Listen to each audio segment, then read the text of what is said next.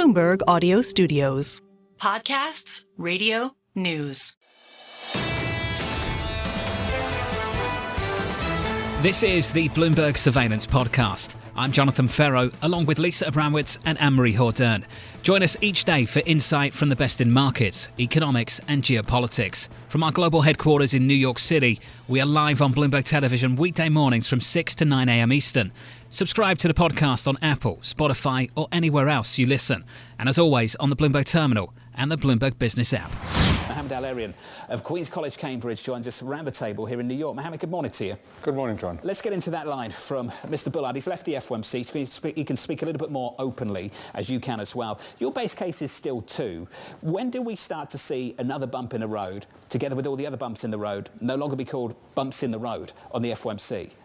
I think it's going to take time. I think Chair Powell has made it very clear that he's willing to look through these bumps. To use his phrase, the inflation story hasn't changed. So they will need overwhelming evidence that it is more than a bump in order for them to change their views. You think they're too sensitive to recent data and maybe not being strategic enough. What do you mean by that? So I think if you look forward, and you talked about in the last hour about business confidence, if you look forward, there's reasons to believe this economy may slow. So if you are setting policy not according to what has happened, but according to the lags with which the policy operate, you would be more dovish than you would be otherwise. If, however, you focus exclusively on the data, you will end up being too hawkish. You talk about small business optimism. Let's go there. It came in at the lowest level since December of 2012. Sometimes it's hard to know how to read some of these gauges, especially because we get people on all the time saying they're all broken. How important is this in contrast with all of the bullishness and the MOMO and the FOMO and the WOWO that we keep hearing? This is really important. The big mistake that was made in 2021 when people embrace the transitory narrative was they didn't listen to the companies. And the companies were clearly saying, we have inflationary pressures in the pipeline, we have pricing power, we're going to pass on that imported inflation, if you like, that was coming in. This time around, listen to the earnings call, and they are worried about the outlook for the rest of the year. So I do think you need to listen to them, because often the aggregate data doesn't capture what businesses are feeling on the ground. When you say businesses, though, we're going to hear from J.P. Morgan, and my guess is that Jamie Dimon was raising some concerns more generally in sort of a broad macro level. When he talks about his own bank, my suspicion is that he's, doing quite well, and that the bank is probably issuing another record quarter in one way or another. How much does it matter that the pain is being felt in a small subsection of companies that are smaller, more leveraged to high rates, and frankly, more leverage to a consumer that would likely be price sensitive? It matters because they're also employees. Everybody should read Jamie's letter. Okay, I've read it. I've gone through the 61 pages. There's so much content there. You should read it. And he has this situation whereby he's worried about the world. He says, looking forward, here are all the things I'm worried about: sticky inflation, slowing economy, a completely changing global economy. But his bank is extremely well positioned to take advantage of this world. Why? Because they've got a very solid balance sheet and they dominate in so many different areas. So I do think this duality can exist at JP Morgan, but it cannot exist economy-wide. You believe that the Fed should cut rates, even if you're not seeing necessarily a commensurate slowdown. Do you think that the risk of a reacceleration in inflation is overstated by some? So I don't know how often I've said it here and elsewhere. Inflation will be sticky. Inflation will be absolutely sticky. We're going to get stuck at around 2.5% to 3%. And I do think that actually warrants, over the long term, the Fed rethinking its inflation target. It won't do it now, but it may well tolerate it. And you've heard what's going on. Service inflation hasn't come down quickly enough. And guess what? Goods deflation is going to stop. So yes, inflation will be sticky, but that shouldn't stop the Fed, because the 2% inflation target is too tight for a global economy going through a major rewiring. And that, again, is well discussed in Jamie Dimon's letter about this rewiring that's happening in this global economy. We're at risk of this conversation becoming very circular, but let's run with it. If they begin to show signs of tolerating higher inflation, And you've basically told us that you believe that maybe we're starting to see that shift based on the news conference we had with Chairman Powell only a few weeks ago. If we believe to see signs of that higher tolerance, doesn't that make it even harder to get inflation down? Doesn't inflation become even stickier? Doesn't inflation expectations become, that word they like to use, de-anchored? Isn't that the risk here? So there's a difference between inflation expectations adjusting to 2.5% to 3%, and already if you look at the 10-year break-even, we're at 2.4. So we're not that far already, and inflation expectation being de-anchored. There's a fundamental difference between the two. I do believe that you can do it without de-anchoring inflation expectations. Whatever happens, this equity market's rallying. That seems to be the case at the moment. So we've had bank failures, higher rates, geopolitical problems, and we've had two hot wars. You've got sticky inflation, got people talking about changing inflation targets, and yet equity markets are still absolutely ripping. Why do you think, and what do you think underpins our ability to brush aside issue after issue in this stock market? I think it boils down to three things. One top-down, one bottom-up, and one behavioral. Top-down is that economic activity has surprised around the world, has been better, including in Europe. Europe didn't fall into a deep recession. The US economic exceptionalism continues day after day. Two, on the top down is policy. People truly believe, and you heard it again this morning on your show in the first hour. You heard it on your show. Not the second. Not the second. This is the second, okay. It is a snoozy week, as you said in the beginning. But you've heard it. People believe the Fed put is there.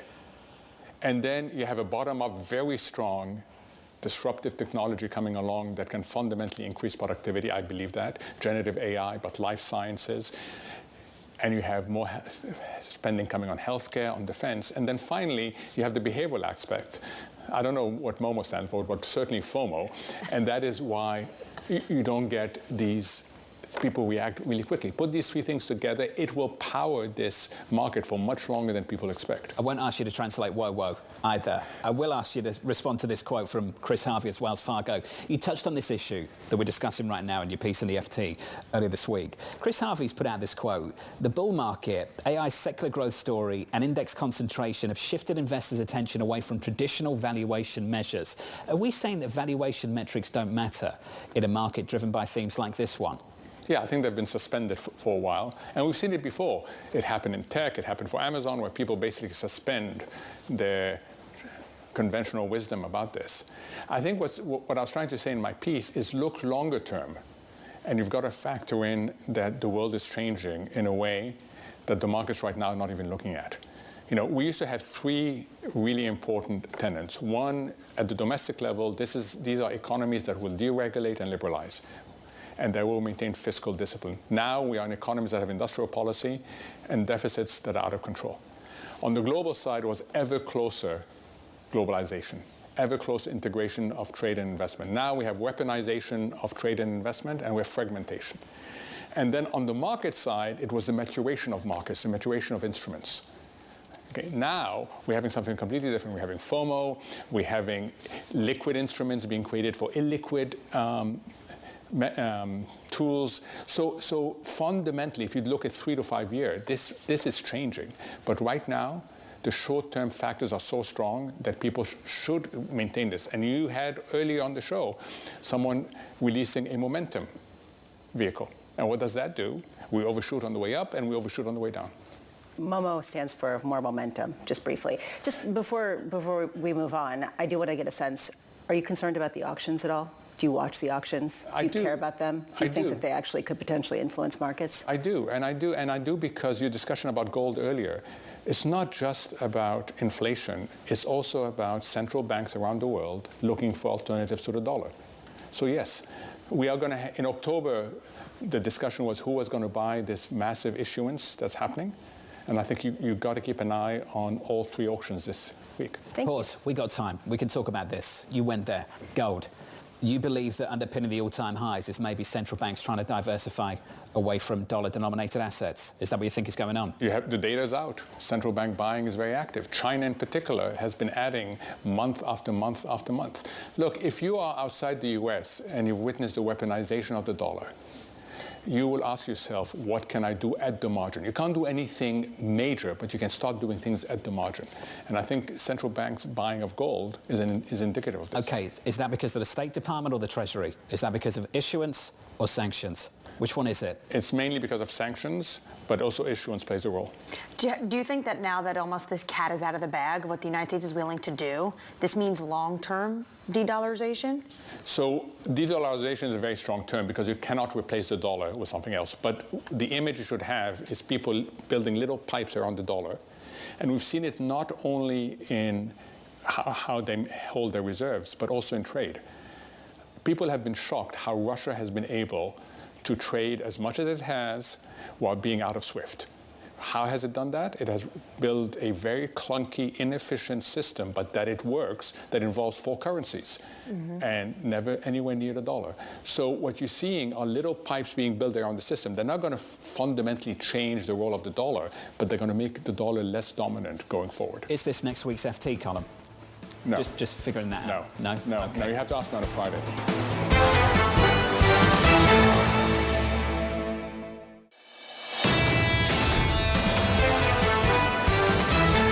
Morgan Stanley's Seth Carpenter joins us now to talk about a few of these themes. And Seth, it's good to see you, sir. I want to begin with immigration into the United States because the numbers are absolutely stunning. Could you frame how big those numbers are and the kind of forces they're having on the U.S. economy? Yeah, thanks, Jonathan. I think even before we get there, I will say I'm a window seat guy. So if you're still thinking about switching teams, stay with me in the window seat. That's sort of where I like I'll fight you for it, Seth. For sleep? For sleep, primarily, exactly. No, but on immigration, the numbers are really big. And here, big shout out to our U.S. economics team led by Ellen Zentner. We spent a lot of time with folks in Washington at the government agencies looking at these numbers, coming up with our own take on the new information that's available. And I think the takeaway really is huge increase in the number of workers in the economy. If you thought that the break-even level of job creation each month had been about 100,000 per month, it's at least twice that. And I really do mean that's a big change. And so as a result, you hear comments like Chair Powell saying it's a bigger economy, it's a bigger labor market, not a tighter labor market. We're very much in line with that view. So it's non-inflationary in the labour market. Is it inflationary more broadly in the economy, Seth? The additional demand, the additional competition for housing, how does that play out beyond just the labour market? I think there's no doubt that there's both an demand component to this and a supply component to it. But what we have to remember is on the inflationary side of things, this is all playing out against a backdrop where consumer goods inflation in level terms have been boosted so much because of supply chains and the shifts we saw during COVID, and those levels are coming back into place. And then we saw rent inflation that had jumped up because people's housing demand had changed with COVID. So the normalization that we're seeing there, I think, is actually more important than the additional aggregate demand that we're getting from the extra labor supply. And so we're still looking for disinflation to continue tomorrow morning's print and through the rest of this year. Seth, I'm struck by how much fiscal policy, just more broadly, and frankly, federal policy has driven so much of the story and will continue to in a way that makes it very difficult to predict. I think about not just the immigration story, but also the fiscal deficits that have been incurred as the government has given all of these fiscal stimulus payments across the nation. You had a projection looking out about how much the deficits would increase under either the Democrats or the Republicans, and that the Republican deficit would actually be twice as big in terms of the increase versus Democrats. How concerned are you about this? How much is this playing into the overall story? I think it's impossible to ignore. It's clearly going to be a critical question that everyone's going to see what happens in November, who wins the White House, who wins the Senate, who wins the House of Representatives, and what policies are being pushed. The House view now at Morgan Stanley from our public policy team is Democrats' biggest priority over time has been infrastructure and green energy. The IRA is in place, and so a big extra boost for spend probably isn't there. And for the Republicans, the Tax Cut and Jobs Act, biggest priority, that was already put in place, so probably not another huge change there. And so we are thinking the Democrats, you get a bit more in terms of spending. You get a bit more, though, in terms of tax increases under Democrats, whereas for Republicans, if it's a sweep, you get some tax cuts and you get some extra spending, hence the difference in our House view in terms of what happens under the two scenarios. But we cannot rule out the very likely possibility that we get the White House controlled by one party and Congress either split or controlled by the other party, which just adds another layer of complexity. But even if the White House is controlled, say, by a Republican and there's a split within Congress, potentially we're going to get higher tariffs. Trump 2.0 can do that pretty much unilaterally, and restrictive immigration. What does that mean for inflation? Great question, and I think it is exactly the sort of scenario every investor has to be thinking about right now. I think tariffs, no question, on the table. Former President Trump has referred to it explicitly. And there, I think we have to balance what we know has happened in the past, which is to say a bit extra cost for importers, some of which gets translated to final prices. However, we also know that last time it was a massive hit to the U.S. manufacturing sector. And so as a result, you'll get an adverse hit to growth. And so that goes in the opposite direction for inflation. When it comes to immigration, that's the tricky part. If we look at some of the projections, we look at the CBO's projection, already some reversion back to pre-COVID rates of immigration. And so I think the real question is, what's the marginal effect of any more restrictive policy? I think directionally it has to be less of the beneficial supply boost, but also a little bit less of that aggregate demand.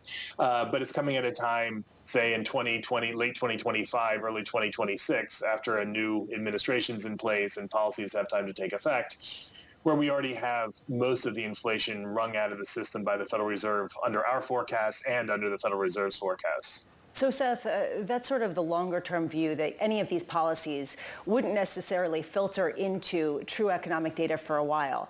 But do you see some of these proposals as spurring a market reaction that could materially shift the economic projection? For example, if you did get the scenario that Anne-Marie was talking about, with higher tariffs, lower immigration, could yields spike to a level that could be really problematic for the economy? Unquestionably, and I will say one of the most common sets of questions that we have from clients are exactly along these lines. Would that scenario, the Republican scenario, be very inflationary? Would it cause a further sell-off in rates? Lots of people are angling now and trying to see if they need to position for that.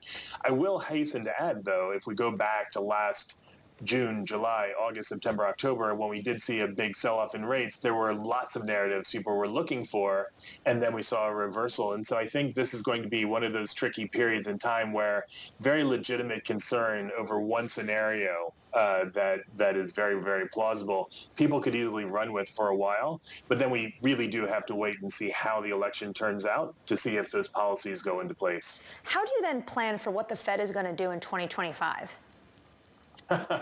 I think the Fed right now is at a place where they are taking it one meeting at a time and one data print at a time.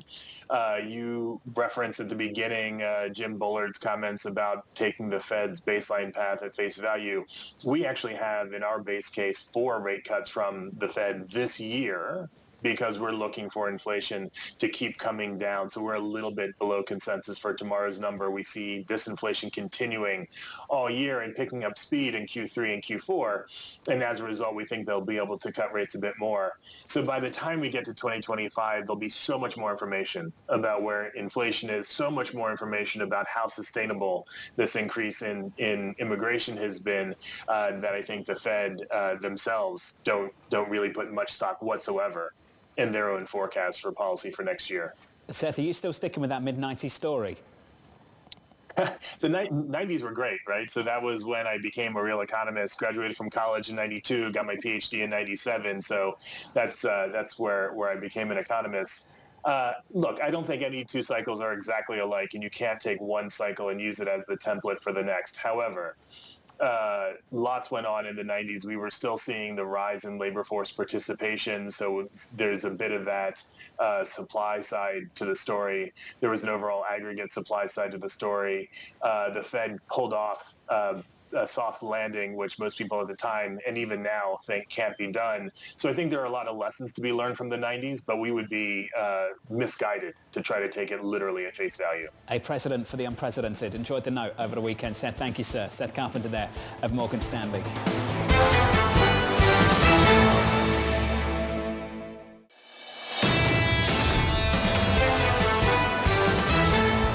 Citi Stuart Kaiser writing this. CPI should prolong a solid macro setup that allowed a low volatility 6-month equity rally. We remain positive on US equity risk reward after very strong labour data, and we're encouraged by markets rallying from early quarter wobbles. Stuart, I'm pleased to say it's with us around the table. Stu, good morning to you. Good morning. How are you? Your stat, love it. Bramo mentioned it yesterday. Let's just begin there. 282 days. I imagine it's 283 now since the last 2% pullback, the 12th longest streak since 1928. What can you learn from a low vol rally like this one over the last few months? I mean, I think what you've learned is just when the economic data is doing what it's doing, the markets are going to sort of behave accordingly. You know, I know there's a lot of concern out there. Valuation's high, volatility is low, and that means we need to sell off. But I think the fact is you've had very strong growth. Inflation's easing, not as fast as you might like. And equity markets are responding by low realized volatility, and that's kind of the situation we're in right now. Can tomorrow's data change that story? It could. I think you would need a pretty significantly high print. I mean, it's going to have to round to 0.4 at least, or you're going to have internals to the inflation data that are particularly kind of troublesome. If you print down the consensus number, I think consensus is 29 basis points. Citi US Econ is 33 basis points. I think if you print a number like that, equities are going to respond modestly positive. It's honestly not as big an event this month, it doesn't feel like, in terms of client conversations. Which is really compelling given the fact that this seems like it could be another bump in the road that leads to this question of whether we're not getting it right.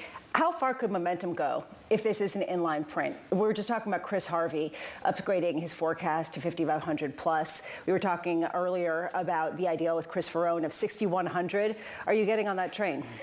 I don't know if I'm on the 6,100 train quite yet, but look, I think coming into the year, we basically said if you avoid a recession and the Fed starts doing insurance cuts, you know, the top end of your outlook has to be quite high. And I think if in that type of situation, yeah, you're talking high 5,000s to low 6,000s.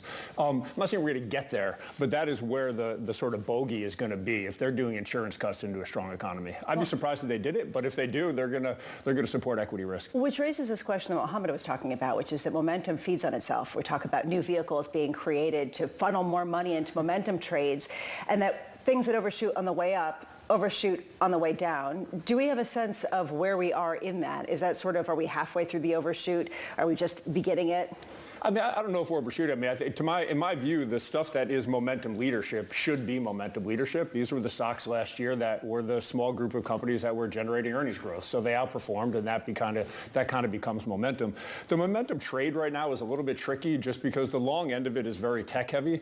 The short end of momentum, most people trade that long short, is utilities and real estate and more kind of defensive parts of the market.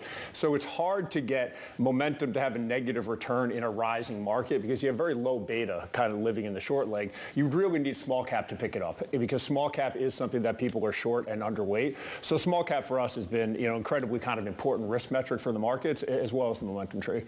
So staying on momentum, there's suddenly a lot more interest on commodities and the sort of price increases we're seeing, significant and broadening.